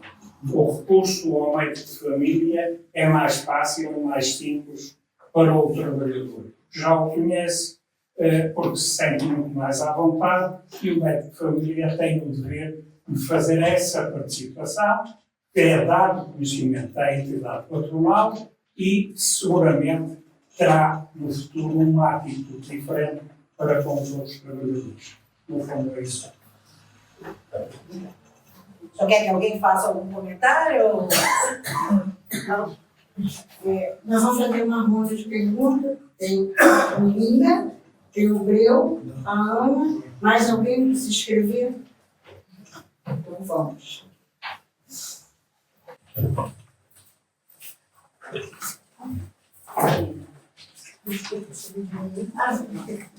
A minha pergunta é sobre a lei. Eu não sabia que, para ser considerado assédio moral, era preciso ser um ato contínuo, serem vários casos. Eu queria perguntar sobre, em casos de trabalhadores independentes que trabalham para várias entidades patronais em curto período de tempo, e que às vezes acontece, na minha ótica, mas eu quero perceber se na ótica da lei isso também acontece assim, casos isolados de assédio moral que têm impacto naquele período de tempo muito curto na vida daquele trabalhador, se isso, valores da lei, não é considerado todo assédio, é só uma violação, uma violação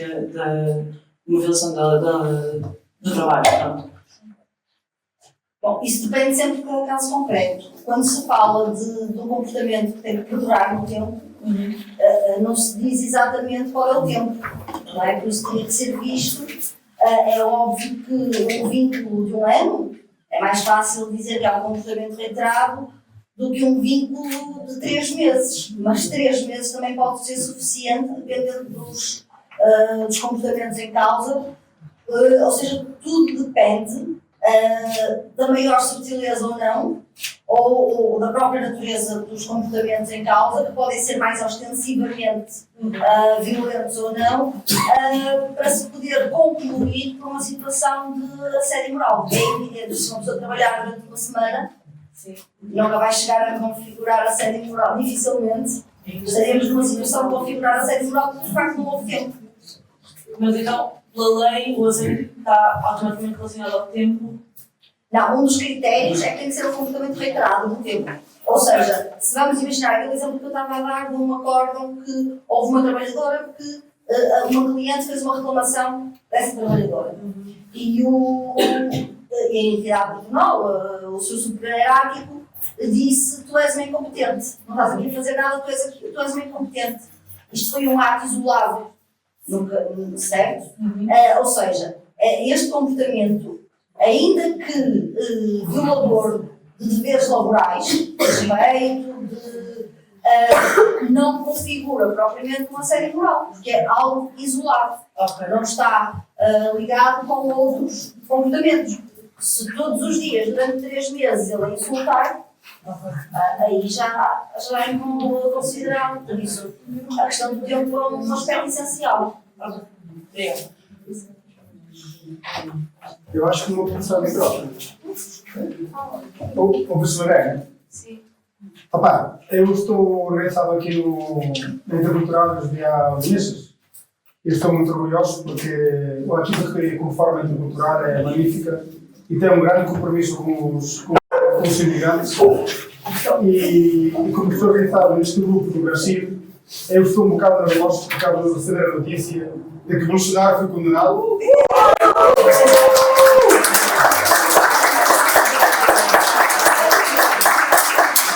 E finalmente trouxemos uma garrafa de vinho do Porto. Se passar permite, vamos acabar aqui o vinho. E depois disso, também queria dizer que eu me organizei a primeira vez na minha vida, politicamente, há 4 anos, e ficarei muito orgulhoso de participar num partido que representa a nossa classe. Porque, falando desse tema preciso, temos que lembrar que o Partido Socialista disse na Assembleia da República que a precarização na cultura era necessária. E isso, para mim, é uma legitimização do assédio laboral. Isso é uma grande violência. E falou em público e na sua representação de cargos.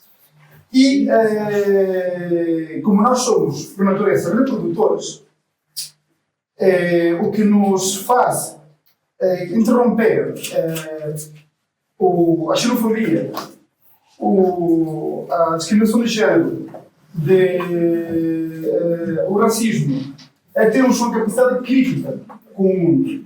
Esta capacidade crítica desenvolve-se com espaços como estes e com debates como estes. E, sobretudo, muito obrigado a Cassandra, porque foi uma grande descoberta e acho que é um espaço propício para criarmos critérios. Depois, eu tinha umas questões que acho que não têm resposta. Que é, acho que poderia haver uma segunda sessão destinada ao assédio laboral quando é com clientes. Como é que se resolve isso? Como é que se trata isso? Como é que a empresa resolve isso? Porque a empresa nunca resolve quando é assédio por parte de clientes, assédio laboral.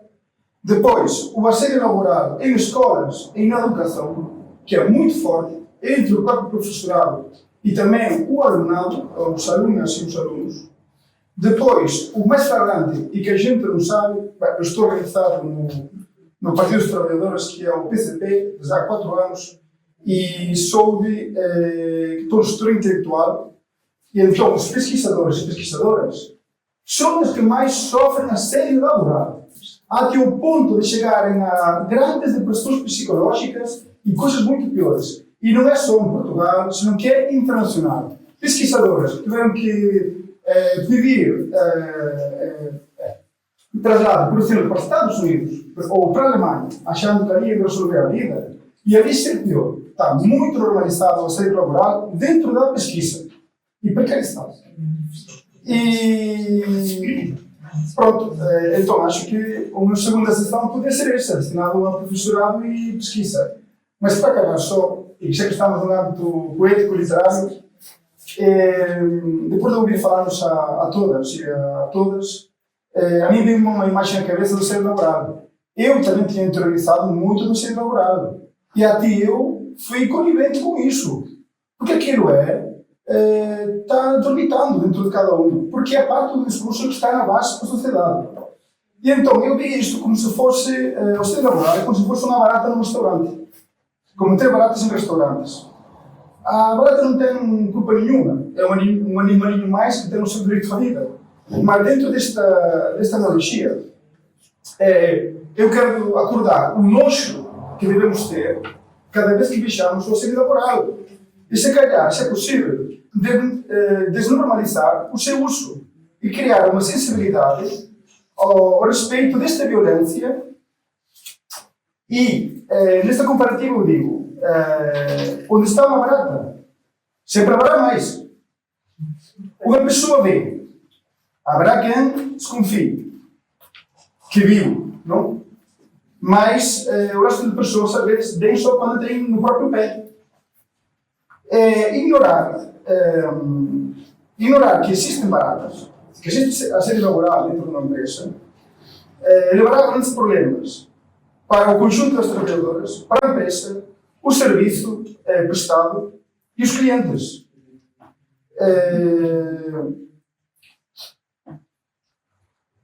São pequeninas, mas o seu efeito psicológico e moral é enorme. Demonstra como uma empresa toma a sério a sua atividade. A empresa que usa sistematicamente ter baratas ou usa sistematicamente assédio laboral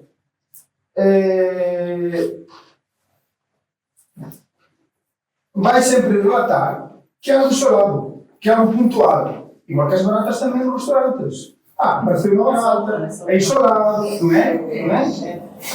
E pronto, eu acho que não pareceu a minha letra. Mas eu quero acabar com uma coisa que foi, quando eu cheguei ao Porto há 10 anos, vi isto, eu fiquei com um nojo tão grande. E a analogia vai muito bem, porque eles muitas vezes são chamados de corvos, mas são mesmo baratas. Eu vi na saída do coworking que eu estava, quando cheguei ao Porto há 10 anos, é uma praxe no jardim este que é o Parque Esteu Aberto, perto da Hospital Santo António. Estavam umas 20 crianças, 18, no inverno, no chão, com 6 corpos de redor. Eu confrontei que aquilo era uma vergonha. E essas pessoas vieram tirando a mim, primeiro, a dizer-me que eu não percebia que fosse para o país. E segundo, a dizer-me, nós estamos a preparar eles para o futuro.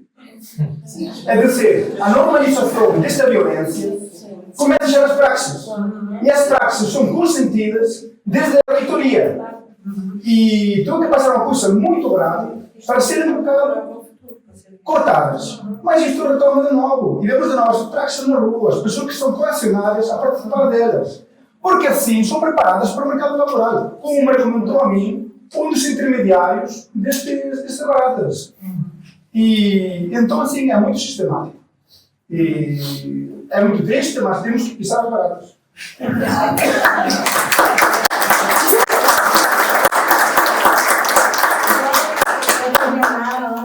Eu sou prática e faço. Não vai fazer barata, né? Não, eu vou não anotei aqui para você pegar, senão eu mudo de assunto.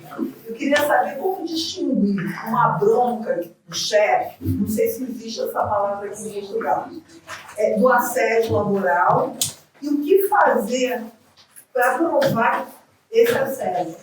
É que eu fico confusa mesmo, às vezes a gente chama a atenção, será que isso é assédio? Será que eu estou assediando a pessoa? Olha, não? eu só na continuidade daquilo também está aqui assim a somar outra coisa. Desculpa, Pode falar, e também para lá dessa questão da prova, que nós já tínhamos aqui falado eu e a Julieta, presumo que seja muito difícil, até porque com todo esse contexto, estamos aqui a brincar um bocadinho com essa história do se a pessoa tiver um caso isolado que aconteceu fundamental durante uma semana, não é? Nessa tal semana que vocês falaram, mas isso já não pressupõe o assédio. E também como é que a pessoa consegue gerir, vocês falaram da questão do medo, Beatriz falou, e até na questão de às vezes ser tão subtil que a pessoa, e eu concordo com isso, é tão subtil que às vezes não nos damos conta que está acontecendo, naturalizamos essa subtileza e não nos damos conta. E para lá disso, até esta questão do e o depois, não é? Mesmo que eu esteja com esse senso coletivo, portanto, eu acho claramente que é muito importante, não é? Temos que continuar a incentivar o senso coletivo, juntos somos claramente mais fortes e sentimos mais empoderados, mas e depois, não é? Porque na comparação que as colegas fez à violência doméstica, eu mesmo que eu e denunciar o meu agressor e depois ficar em casa. Não é depois. Bom, o facto de. Há aqui uma questão importante, que é o facto de haver situações que não configurem assédio moral Isso não significa que não tenham tutela jurídica, que não tenham a proteção. A questão é que o enquadramento jurídico é outro, mas não significa que haja uma desproteção. Só que é outro enquadramento jurídico, são outras normas que são invocadas e é outra natureza do acontecimento, digamos assim. E, portanto, nós temos que ter uma situação. O que caracteriza efetivamente o assédio é a duração no tempo, é a lesão da dignidade. Não significa que a pessoa tenha necessariamente de ficar com depressão, tenha necessariamente de ficar num determinado estado mental, psicológico, mas que o comportamento em si é humilhante. Pode haver pessoas, por qualquer razão, do ponto de vista psicológico, as pessoas são diferentes, possam ser mais robustas, digamos assim, psicologicamente do que outras. Por isso, não é a questão da extensão do dano, é a conduta em si, é que é apta a lesar a dignidade, o conceito de dignidade da pessoa. Estes são os dois critérios. Qualquer outra situação em que haja uma discussão, por exemplo, entre uma chefia e um trabalhador, mas se percebe que aquilo foi, naquele momento, não está sempre a acontecer, ou então está relacionado com as causas, com as condições de trabalho, por exemplo, com a sobrecarga de trabalho, e não existem outros elementos que possam permitir tirar ali ilações dessa lesão. Por exemplo, alguma palavra que uma chefia diz a um trabalhador, mas que não foi com intenção, ou não foi no sentido de ofender, ou da integridade, foi algo que é de momento, mas isto é preciso avaliar muitos aspectos, não é? O próprio contexto laboral varia e tem as suas próprias regras. Pronto. Quando isto é episódico, pontual, nós podemos estar no âmbito de um comportamento até discriminatório, não é? Num tratamento, numa situação de um ato que efetivamente foi violento e até possa ter afetado a integridade física e psicológica do trabalhador, mas não configura assédio moral. Isso não significa que não possa haver consequências. Porque a violação dos deveres laborais, desde logo há a questão da própria entidade patronal de ter que assegurar as condições para que os trabalhadores possam ter um ambiente de trabalho em que está protegida a sua integridade, ou seja, no fundo, os seus direitos de personalidade, não é?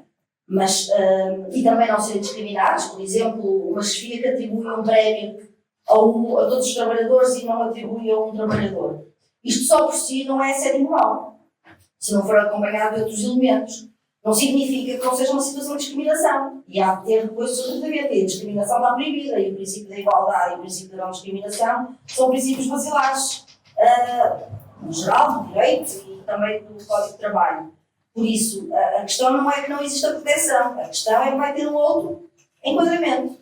Não sei se foi percebido. A questão das duas, a colocação é essa. Qual é o procedimento? Como o trabalhador vai agir nessa situação? Uma coisa muito importante no assédio moral é de facto, há dificuldades de prova. Normalmente, do ponto de vista testemunhal, é muito difícil, na maioria dos casos, os colegas vão testemunhar, não é? Depois têm o seu vínculo em Por isso, o que é importante é o trabalhador não só ir apontando, anotando o que aconteceu em determinado dia e como aconteceu, todos esses elementos, não só para si, para ter, mas também no diálogo que haja, nas conversas que haja, nas questões que são discutidas, ficar por escrito, por exemplo, através de e-mails, através de... porque assim provoca uma resposta e para todos os efeitos fica escrito qual é o enquadramento e dali pode-se tirar, ou seja, pelo menos fica provado que aquilo aconteceu, no mínimo. Por isso, é uma questão, nesse aspecto, a prova é muito importante, é o registro do trabalhador que vai acontecendo, é através de e-mails ficar registado também o comportamento e a abordagem das chefias ou da entidade patronal. E depois, naturalmente, em termos de mecanismos, nós temos a Autoridade para as Condições de Trabalho, temos os sindicatos, depois, eventualmente, em última instância, naqueles casos mais graves em que há uma boa prova, O trabalhador pode resolver o contrato com justa causa e tem direito a uma indemnização. Mas claro que até chegar aqui há todo um longo caminho. E todas... Mas mensagens, seja mensagens de telefone e WhatsApp não contam em tribunal, não? Quando? Por escrito a qualquer e-mails, pode ser por WhatsApp, pode Gravações. Sim, gravações já é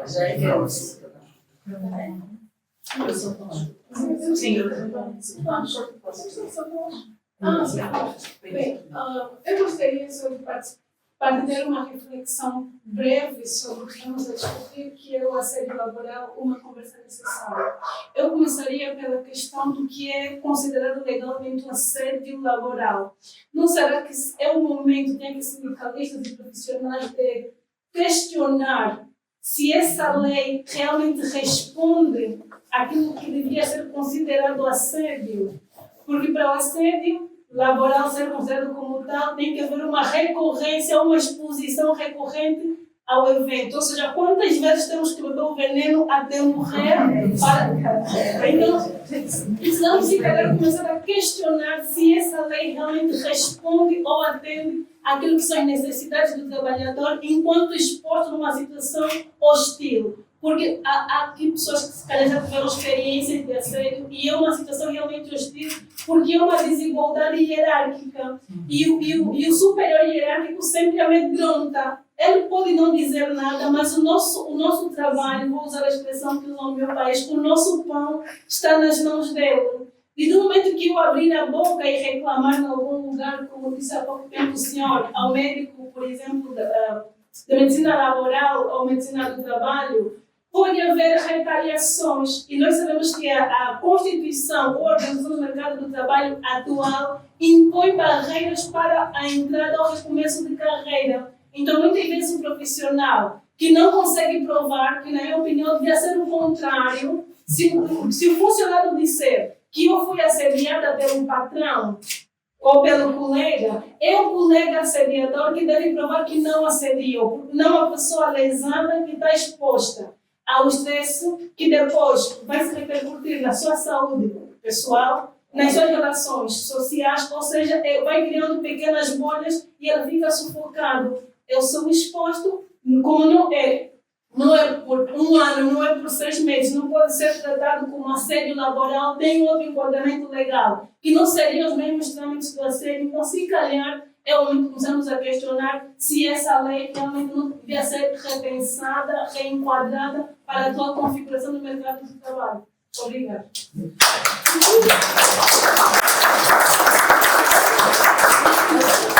Gente, a conversa está ótima, mas infelizmente eu já não parece ser esta questão realmente é muito interessante, porque assim, nós não podemos misturar, do ponto de vista jurídico, realidades que são completamente diferentes. O assédio moral tem estas características. Não resolve o problema aos trabalhadores. Pegar em situações que não têm a natureza de assédio moral e dar-lhes o mesmo tratamento ou fazer como se elas fossem assédio moral. Por isso é que eu estava a dizer no início que o assédio moral não está desligado das condições de exploração. E a melhor arma que os trabalhadores têm para combater a questão dos métodos de organização, das estratégias nas empresas, e que tem a ver com estratégias, a questão da avaliação individual de desempenho, a meritocracia, no fundo, os desempenhos, a avaliação dos desempenhos. Tudo isso são formas de destabilização, de exploração no âmbito das relações laborais. Uma coisa é haver realidades que configuram assédio moral, mas nós não precisamos de colocar todas as outras realidades que neste momento não cabem na figura. Não precisamos necessariamente da capa do assédio moral em si para proteger os trabalhadores, porque precisamente a questão do mundo laboral é muito mais vasta do que esta figura.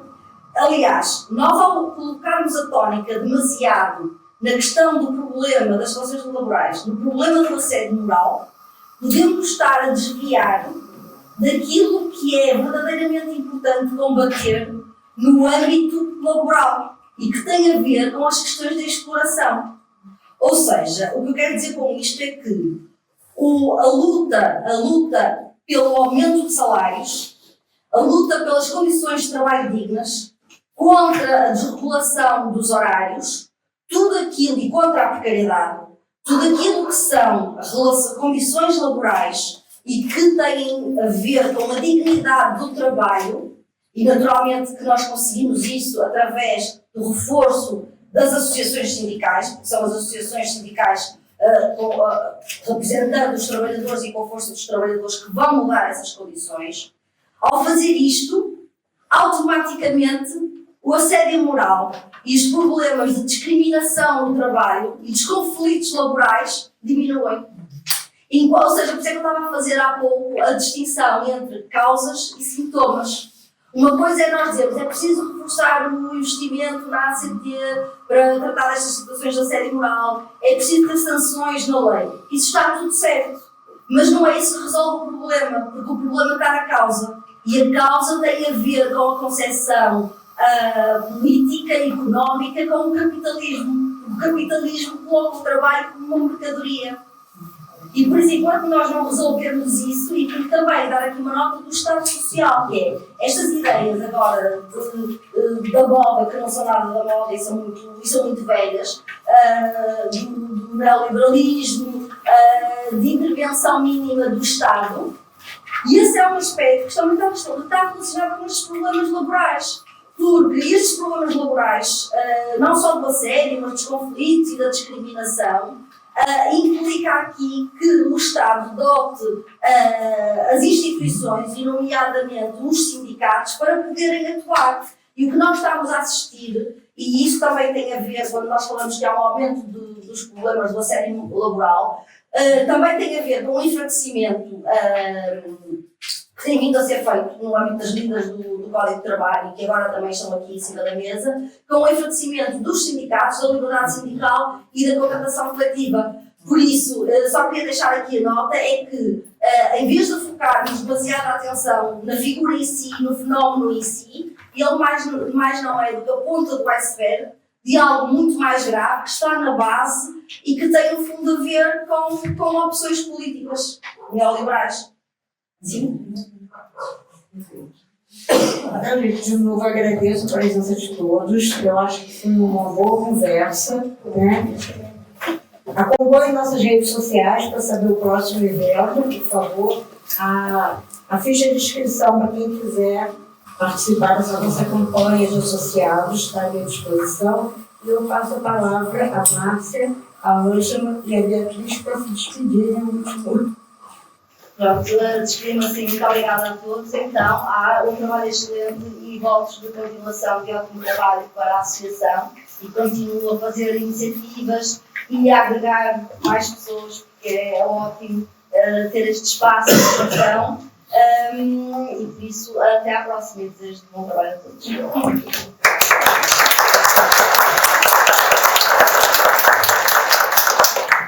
Foi um gosto estar com todos vocês. Foi um bom debate.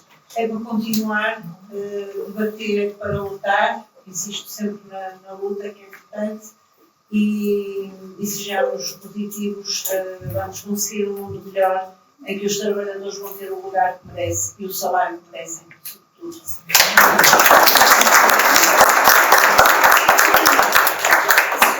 Antes de mais, obrigada pelo convite e obrigada por vocês terem disponibilizaram este tempo, que não foi assim tão pouco da vossa vida, para estar aqui e para discutirmos estas questões tão importantes.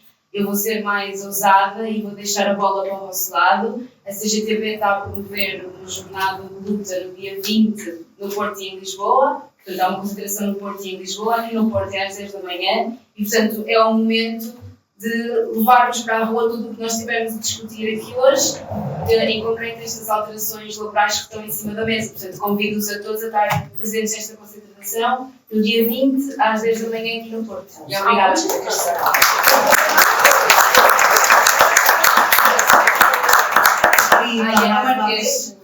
Agradecer a presença de todas e lembrar que fiquem ligados nas agendas, porque essa conversa continua, né? A gente ainda tem muita coisa para conversar sobre isso, tá? Muito obrigada. Gente, acabou o meu tempo, foi considerado.